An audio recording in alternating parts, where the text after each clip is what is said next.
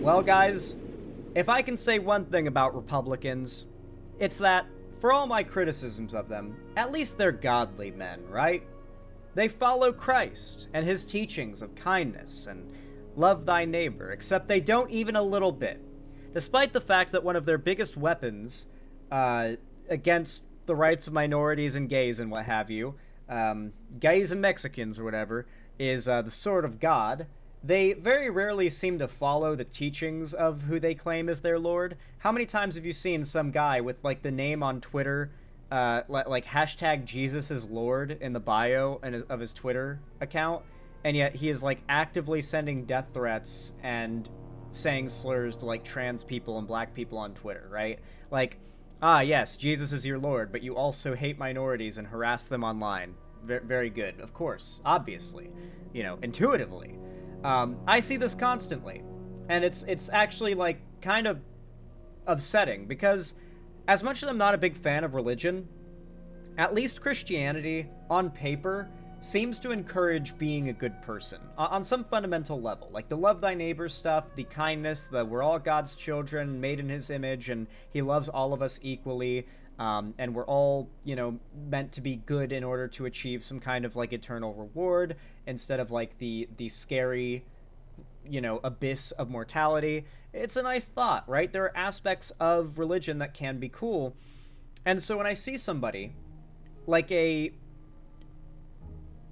bishop for the Catholic Church, who truly preaches kindness and love as virtues, and the Republicans, who love to use Christianity as their sword, but never as a way of their life, they never live a Christ-like being, when they attack that bishop, and they say things like, she is committing the sin of empathy. Yes, a real quote I saw from a massive conservative pundit, that she is committing the sin of empathy. It became very clear to me that there is a fundamental difference between the love thy neighbor kind of Christians that you might think of when you have a positive connotation with these people, and the sorts of people who only see religion as a way to impose their social worldviews on others, and to use divine justification to act high and mighty about it as they do so. And so this bishop went up on a podium at a church event that Trump was attending, and she basically just said, I ask for mercy on the groups that you've promised to have no mercy against, right? I'm sure we're about to see a clip of it here in a moment, but I'm just giving you guys the backstory in case it's not fully explained. She just asks for mercy. And Trump and MAGA got really mad. For a little bit of a spoiler, MAGA and I think even Trump himself are calling for that that bishop to be deported. She is an American-born white woman who is a American Catholic bishop, and they are calling for her to be deported because she said something that, as Trump worded it, was nasty about him. So yes, that is in fact where we are now as a country. We are on day 9 of Trump's presidency, and this is where we're at. Deport her where? The Vatican? Real. But if you guys don't believe me that it is truly this crazy, go ahead and take a look. Tonight, a bishop takes on Trump and pleads with him face-to-face to, quote, have mercy. The Episcopal Bishop of Washington pleading with President Trump to show compassion towards undocumented immigrants and the LGBTQ community today. A dramatic moment coming during her sermon at today's National Prayer Service. I'm going to speak to the bishop in just a moment, but first, so everyone can understand exactly what happened, I want to play for you the moment and show you at the same time on the screen the president's reaction. Very good side by side. Wait. Now we can watch it. Final plea, Mr. President. Millions have put their trust in you. And as you told the nation yesterday, you have felt the providential hand of a loving God. In the name of our God, I ask you to have mercy upon the people in our country who are scared now. All right, Reverend Marianne Edgar Buddy, the bishop at Washington National Cathedral, is... What do you think went through Trump's head at that second? All right, Reverend Marianne. We're scared now. Look at Trump's eyes here, okay? Just watch Trump's eyes. Are you looking? Okay, now watch. What do you think he was thinking there? Because, like, when she finishes her sentence, his eyes kind of look down at his shoes. And I know it's almost heretical to imply Trump has the capacity to feel this emotion, but does that almost look like shame?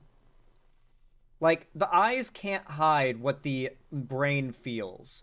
Does that almost look like he felt shame in that moment? A bishop is standing at the pew of a church asking for him to have mercy on the groups that he ran his campaign on decimating the rights of. Even a narcissist, when called out directly on what they're doing, and when having such a genuine plea made to them, and there's no, like, gotcha, there's no attack on him, and he knows there's no attack on him here. It's a genuine plea. Do you think he felt true shame internally? He's hiding it, but, like, do you think the looking down at the ground is him, his eyes being unable to hide the genuine shame that he feels inside? Do you think he is capable of feeling it, and that's what we saw a glimpse of there? Or am I just, like, grasping for straws here? I'm really curious what you guys think. Embarrassment, maybe? It's definitely shame of some kind, but I wonder if it's shame for his actions or just embarrassment. No, he's just bloated. No, he is pure evil. He's trying to ignore her.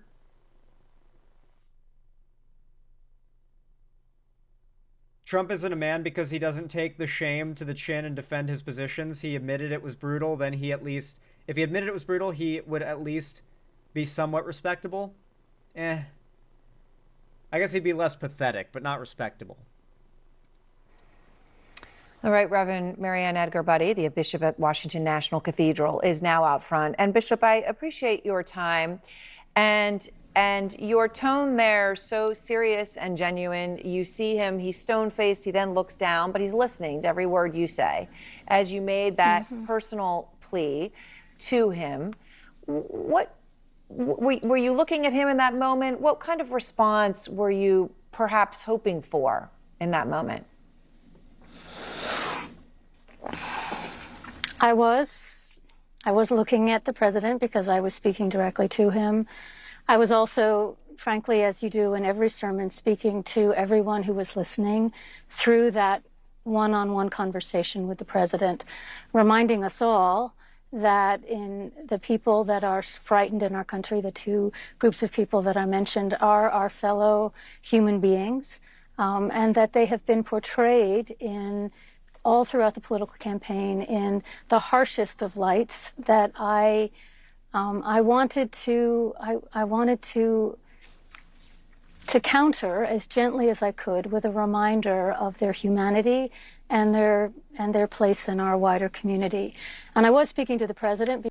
That's just an objectively Christian mindset, right? Like, I don't think most people would have any issue with Christians if this is how they all were. Or if most of them were like this, even. Most of them are not. Like, if you're a Christian and you watch me and you are one of these Christians, you might jump to say, oh, I know a lot of Christians that are like this. They're not all bad. It's like, listen, maybe in where you live, but I grew up in the South, like the heart of God's country. And most of the people there, like, you could walk into a church, and you know how you can just tell sometimes about a certain person with certain things? You could just tell so many of those men were cheating on their wives and doing other such despicable things, and that they thought they were godly men while doing it. Like, you could just see some of those dads in those churches and just, like, scan those fuckers, and you knew what they were about, right? I don't believe that most Christians are like this woman, but if they were, everybody's opinion on Christians would be a lot more positive, I'll tell you that. There's a bit of a war that's kind of sparking up within the Christian community right now, in fact. I think one of the kind of headliners of the side that I kind of root for is actually the creator of VeggieTales, who is a Christian pastor and a really nice, like, good Christian guy. He's actually been one of the biggest proponents of calling out Trump, MAGA, and he actually got into a bit of a tuffle with Matt Walsh and Ben Shapiro a while back because they claimed Christianity as a tool to exercise hate from a virtuous standpoint. And he was called out on such by the creator of VeggieTales, and there's been this sort of movement within the actual nice love thy neighbor part of Christianity to call out these like hateful bigots that are trying to use their Lord Jesus's name as a tool of hate, which is objectively anti-Christ-like. Because if you're a real Christian, like someone like this woman, well, I guess she's Catholic, Episcopalian Catholic, I think. So I don't think she believed this. But if you're like the typical American Christ Christian, then you probably believe that like Jesus is your Lord and that following his teachings is paramount. So when you see Christians or people who claim to be Christians in the name of Jesus preaching hate, that is a level of offensive that conservatives pretend seeing a gay person is, for reference. Like when these conservatives get super offended over a gay person existing, that is how offended true Christians get when they see someone like Trump saying that the Bible is his favorite book and then trying to wiggle out of naming a single verse from the Bible. Because I felt that he has this moment now where he feels charged and empowered to do what he feels called to do. And I wanted to say, you know, there is room for mercy. There's room for a broader compassion. I don't want to interrupt her here, but I feel that just for the sake of a little bit of context, just if you're a Christian watching this and you don't hate Trump, can I show you a clip?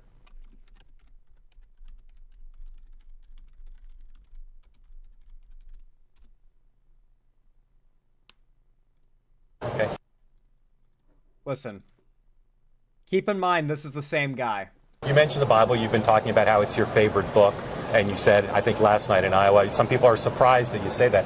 I'm wondering what one or two of your most favored Bible verses are and why. I wouldn't want to get into it because to me that's very personal. You know, when I talk about the Bible, it's very personal. So I don't want to get into verses. I don't want to get into... There's no verse that means a lot to you that you think about or cite? The Bible means a lot to me, but I don't want to get into specifics. Even to cite a verse that you like? No, I don't want to do that. You're an Old Testament guy or a New Testament guy? Probably equal. I think it's just an incredible... The whole Bible is an incredible... I joke very much so. They always hold up the Art of the Deal. I say my second favorite book of all time. But I just think the Bible is just something very special. Okay. Have you ever... Like, I love how often when Trump talks about something, it's like... exactly like a kid trying to bullshit his way through an essay about a book he hasn't read. Like, every time it is just that. And he's the president. And half the country pretends that's not what's obviously happening.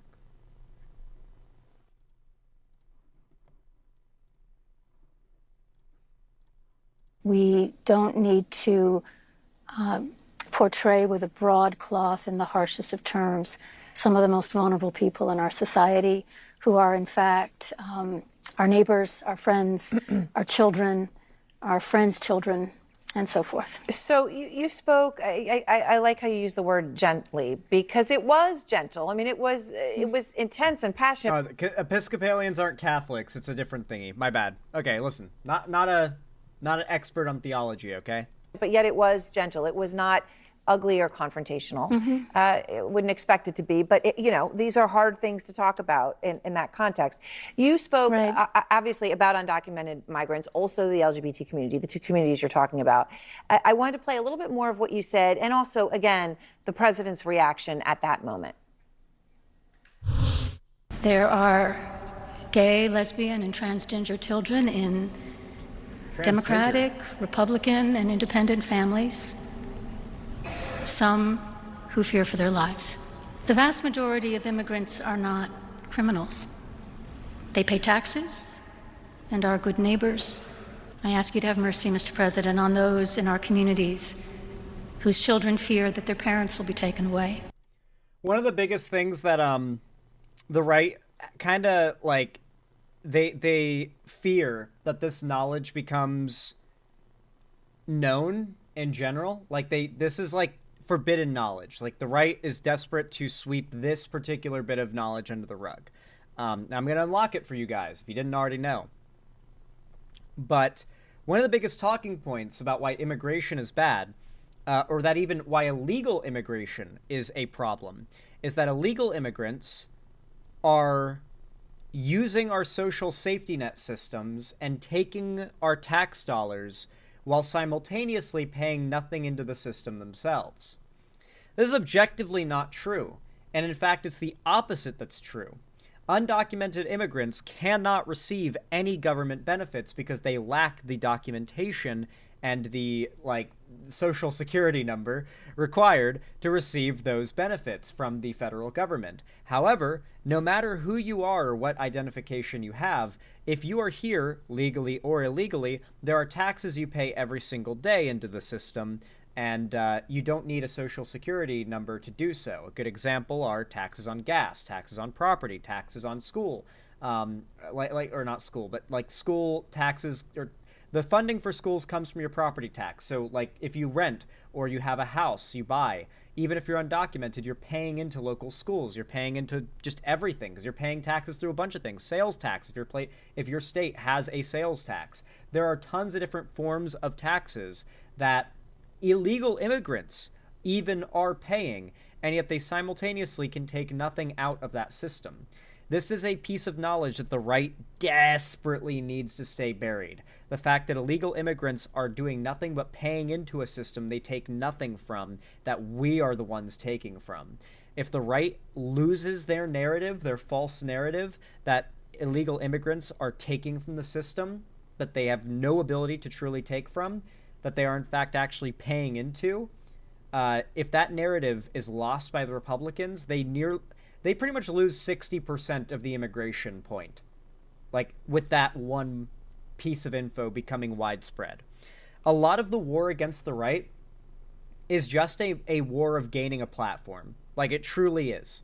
Like the next 4 years is truly more than anything going to be a game of people like me trying to get the biggest spotlight and platform possible to be able to say to the as many eyes and ears as possible these forbidden facts that the right has so desperately buried, such as that one.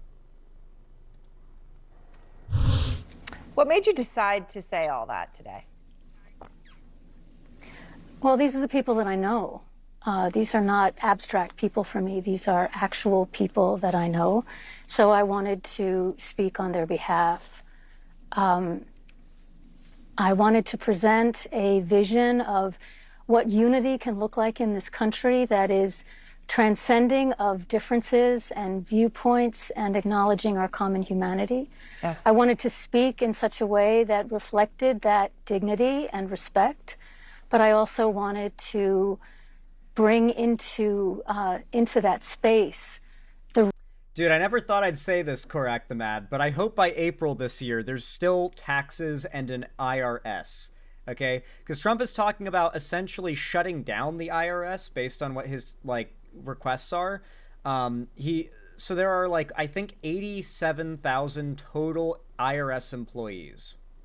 Donald Trump has mandated that 88,000 quote-unquote IRS agents be reallocated from working at the IRS to working as border security, meaning that Trump has mandated that 1,000 more employees than exist at the IRS, who he refers to as agents, mind you, work at the border as border security because, mind you, Donald Trump, when he thinks of the IRS, he thinks of it as a scary organization of agents coming to take him away because of, he's a tax evader.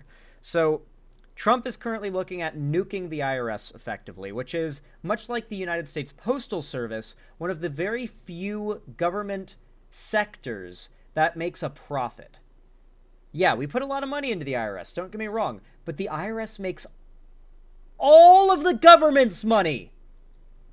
What do you fucking think? You can't get rid of the IRS. That's where all of the government's funding comes from, besides the funding we make for ourselves with the fucking mint. What are you thinking, Trump? That's the government's source of income, is the IRS. It's like, yeah, we're gonna nuke the USPS and the IRS, the two most profitable parts of the government. People give us tons of money in the form of the taxes and the cost for stamps, and we make a lot of money off of that. We're gonna shut down the USPS. On top of that, we're shutting down the IRS. We're gonna save so much money by shutting down the IRS. I'm telling you, folks. How the fuck is this the world we live in? So, like I said, I know it's crazy to say, but I hope there's still taxes and an IRS by April. Because at this rate, man. Real humanity of the people that I was referencing. Now, he was asked about that because obviously there were cameras in there. People saw that interaction and they saw it. He was asked about your service afterward, and here's what he said. Not too exciting, was it? I didn't think it was a good service, no. They could do much better. He's so petty. From him, honestly, Bishop, it's tame. He could have said much. He could have been much stronger than that. Oh, but yeah. obviously, he made he made his feelings known in that context. But we know, right? He'll say what he thinks, and he could have said much more. What's your response to him in that?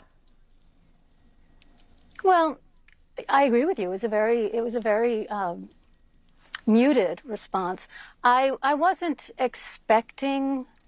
I keep my expectations low whenever I preach, Aaron. I can't always measure impact by body language or even what people say afterwards. And so I have to let all of that go. I speak from what I believe I've been given to say and let it go from there. But it was a respectful response. He didn't like it. He said so. He said we could do better. Some of the other comments I've received haven't been as kind or has been as... This is what a real Christian looks like, by the way. This woman has been getting bombarded by MAGA with, like, deport this woman. Like, the general consensus among MAGA is that she needs to be deported or arrested for that sermon.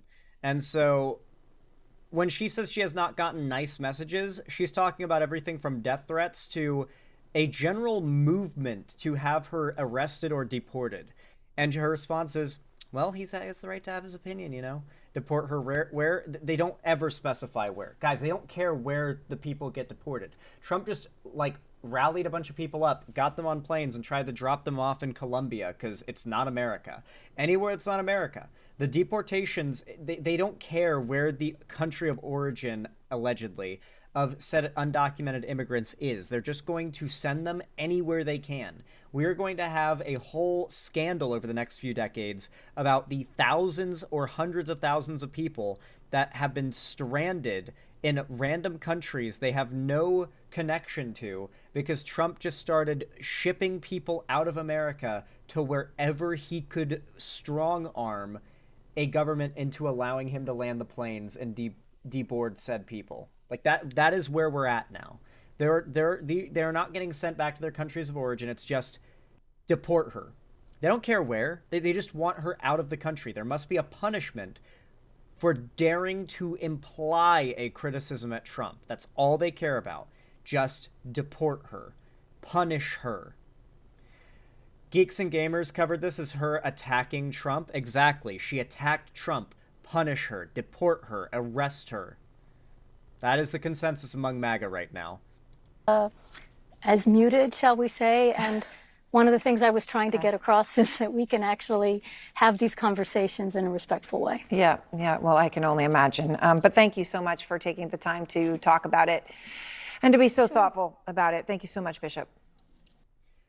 Deport her where? She's white. To be very clear, by the way, Trump and MAGA have always been racist, but above race, more than, like I feel like the narrative about MAGA being racist hasn't always been the most, like, effective point, because MAGA, for as racist as they are and as racist as their endgame is, they have always put victory above ideological agreement.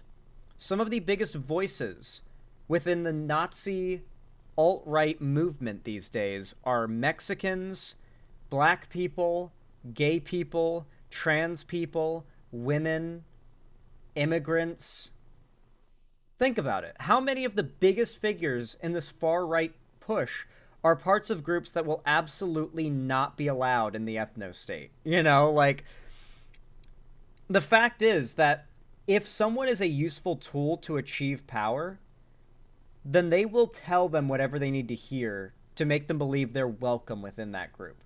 The right is willing to play the game of saying, yes, we love Hispanics for Trump. We love black people for Trump. Let's go. Yeah, come on in. We're not racist.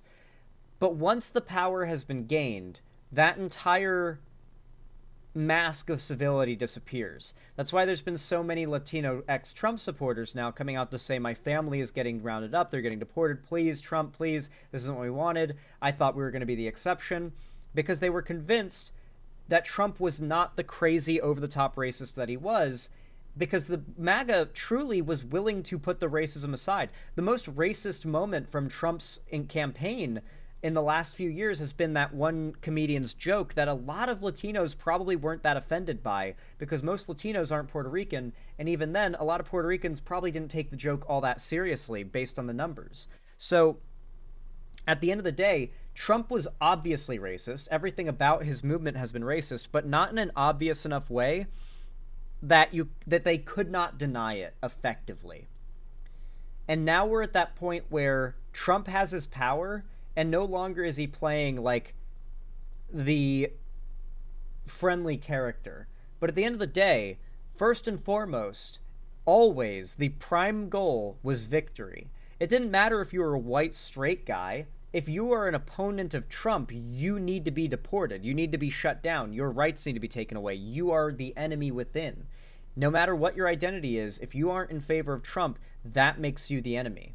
But if you're black, gay, Jewish, trans, whatever, as long as you're on the Trump train, you're okay, at least for now, until like ICE comes knocking at your door or whatever, right? But they're not going to like the idea that being a white person will save you from Trump's wrath is ridiculous.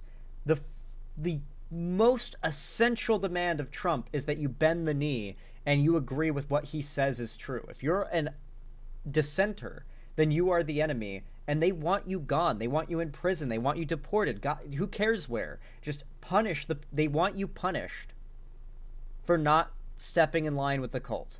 It is as simple as that. Are you guys ready to plunge into the comments? They will either be really good or really bad. Let's find out. True Christianity is not connected to a government or an empire. Okay, we're off to a good start. I'm sure Trump was thinking about what nickname he was going to give her when he was watching her. Okay. We were not called to follow a Democrat or Republican, but we were called to follow Jesus. When fake media meets a fake whatever. Okay, so that's one of the Trump supporters. Quote, beware of false prophets who come to you in sheep's clothing, but inwardly are ravenous wolves. Did you see Vance's reaction? He was more outwardly affected and whispered something to his wife. His face is exactly what he's thinking of the bishop's work. Martin Luther King Jr. believed that the church had a responsibility to lead morally, condemn discrimination, and take action against injustice. He also believed that the church should remind people that their ultimate allegiance is to God. A true Christian should understand that all humans are created equal, like our Constitution states.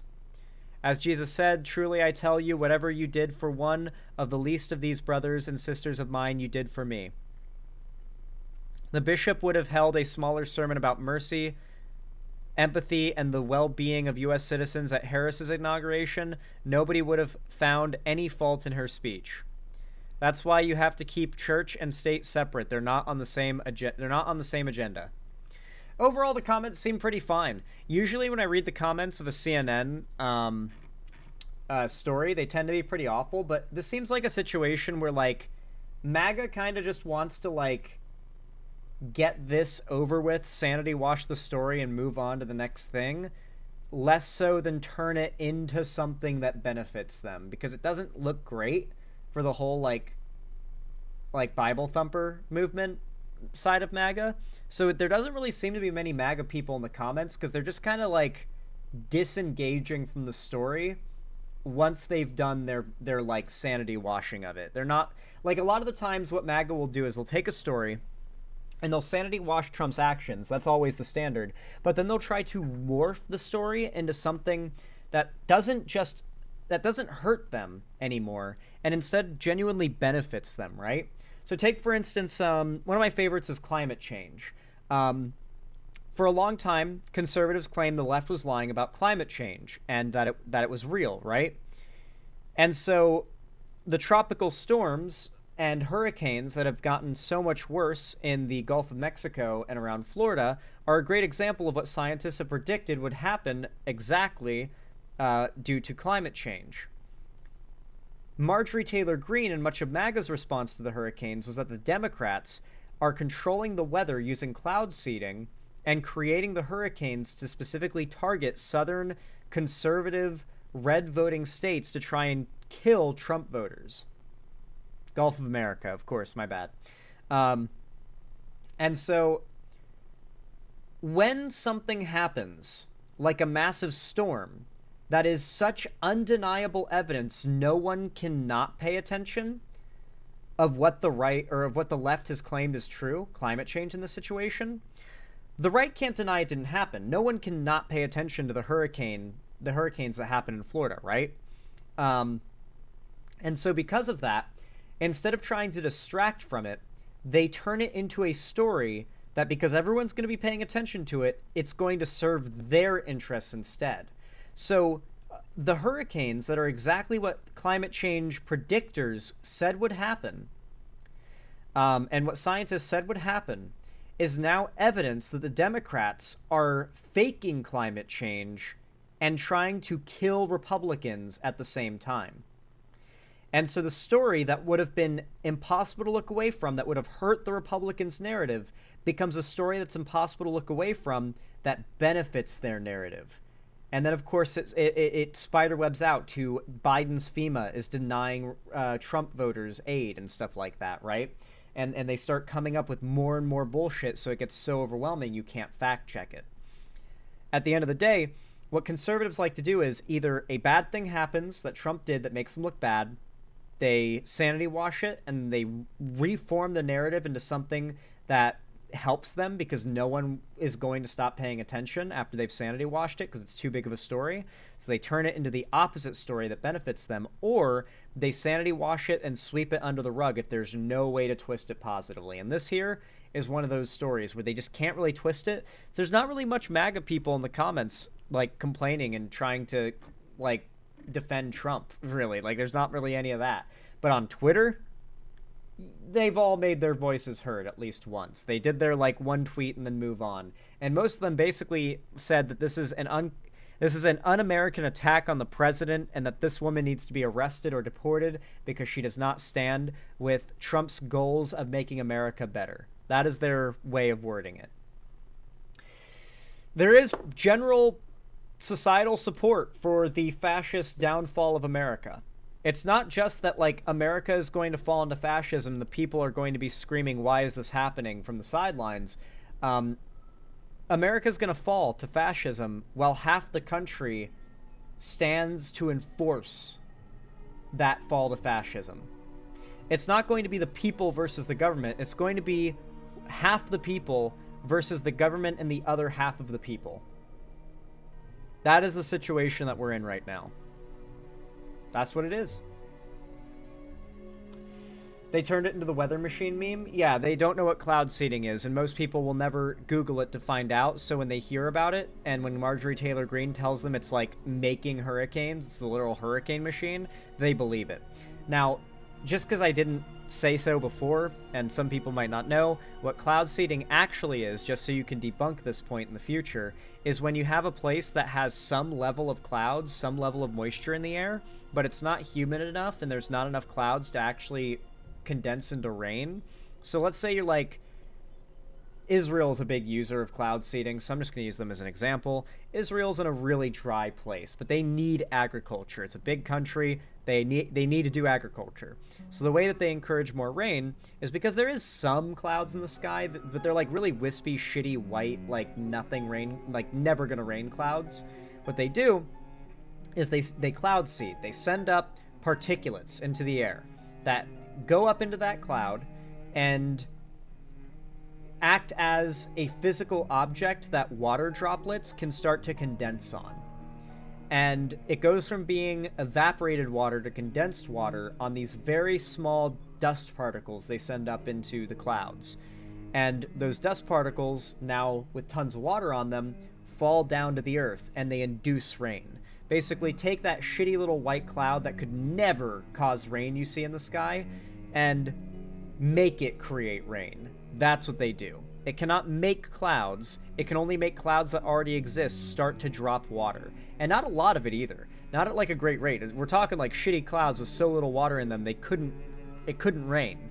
So you're really just trying to wring every drop of water you can out of every cloud that goes by. That's all cloud seeding is.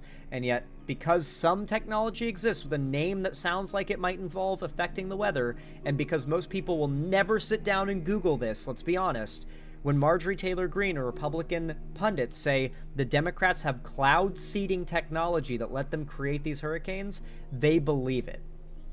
Because all they hear is cloud seeding, a word that sounds science-y and yada yada. They hear Joe Rogan talk about, you hear about that cloud seeding thing? It's crazy, bro.